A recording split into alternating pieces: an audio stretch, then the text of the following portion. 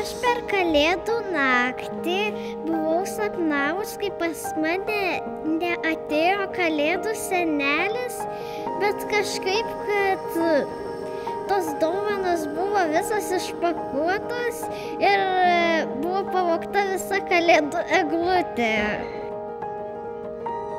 Aš supratau iš karto tą Kalėdų naktį, kad aš turbūt būsiu užaugęs Kalėdų seneliu, nes tokia man buvo misija.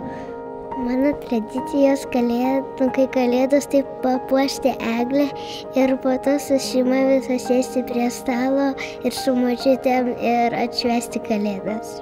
Ir naktį atsikelsiu ir pažiūrėsiu, ar tikras yra Kalėdų senelis.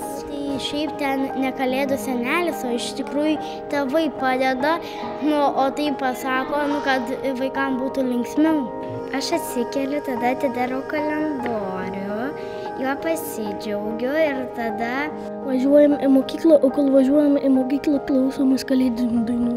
Mes kepam kūčiukus, paklojam savo tą stalą šienu ir uždedam visokį maistą, bet nevalgom mėsos. Mes susirenkam visi su draugais pas močiutę ir kai atsikeliam, nueina prie eglutės ir žiūri dovanas.